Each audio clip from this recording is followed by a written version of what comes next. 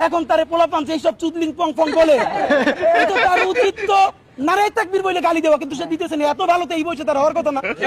খুনি লীগের, জঙ্গি লীগের জন্ম ভারতে, তাদের মৃত্যু ভারতে, বাংলাদেশে তাদের কোনো শিকড় নাই। দেখেন এখন তাদের নতুন নেতৃত্ব আনতে চায় সজীব ওয়াজেদ জয় দিল আমেরিকায় বৈশা, আর নিজে দিল্লিতে আছে না নাই তাও তো জানি না। এখন কোন অবস্থায় আছে, চিতে আছে, কবরে আছে, নাকি ট্রমায় আছে নাকি নাই, এটা তো তার কালকে ক্লিয়ার করা উচিত।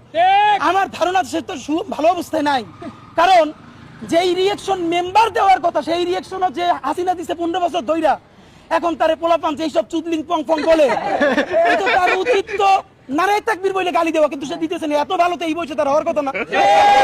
এই যে আমাদের মুখের ভাষা খারাপ হইছে, হইছে কেমনি?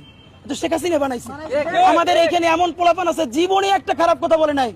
জুলাইয়ের গণহত্যায় রক্ত দেখা, মস্তিষ্ক উইরা যাওয়া দেখা এমন কোন জঘন্য ভাষা নাই সে শেখ হাসিনার ব্যাপারে প্রয়োগ করে নাই, কারণ গণহত্যাকারীর বিপরীতে মাজলুমের গালি হইল তার মহাকাব্য। বা এখন আবার কিছু বুদ্ধিজীবী দাঁড়িয়েছে, তোমরা গালি দাও, দিবি কি তেলে চুমা, হাসিনের আইনে তেলে চুমা দিয়ে বদমাইশ কোথাকার। তো এইসব গ্রুপ দিয়ে চলবে না। আপনাদেরকে স্পষ্ট জানাইতে চাই, আমেরিকান লবি বলুক, দিল্লির লবি বলুক, কোন লবিতে আমার 1400-র অধিক শহীদ তার রক্তের সাথে মুনাফিকি কইরা বাংলাদেশে হাসিনার বিচার করার আগে নির্বাচন অবশ্যই হওয়া লাগবে, কিন্তু তার আগে বিচার নিশ্চিত করতে হবে। আমাদেরকে বারবার সমঝোতা করানো হয়েছে গত 50 বছর ধইরা। এইখানে আমরা যারা আছি আমরা এখন পরিচিত হয়েছি।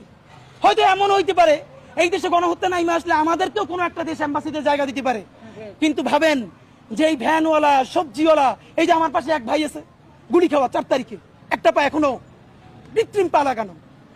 তো এই যে 1400 শহীদ পরিবার, সবজিওয়ালা, সে কোন এম্বাসিতে যাবে বলেন? এখনো শহীদ পরিবারের 35 লক্ষ টাকা ঋণ, সেই ঋণের জন্য আমরা দাঁড়ে দাঁড়ে খয়রাত করি। তার স্ত্রী আমাদেরকে ফোন দিয়ে কাঁদে যে কবরে সেই বেচারা মাইন্না খায়, এই ভয়ে সে কাঁদে। ভাবেন আমাকে ফোন দিয়ে বলতেছে যে তোমার আঙ্কেল কবরে 35 লক্ষ টাকা ঋণ, আমি অসুস্থ হয়ে যাইতেছি, যে তাড়াতাড়ি মাফ না করলে তাহলে তো সে কবরে কি অবস্থা হবে। আমরা সেই ট্রমার মধ্য দিয়ে আছি। আমরা আপনাদের কথা দিতে চাই, আল্লাহর কাছে শক্তি চাই, এই দুনিয়ার সমস্ত লেখা দিলেও যেন আমরা এই শহীদদেরকে এই জাহান্নামে গণহত্যাকারীদের হাতে ছাইরে আমরা কোনোদিন না পালাই।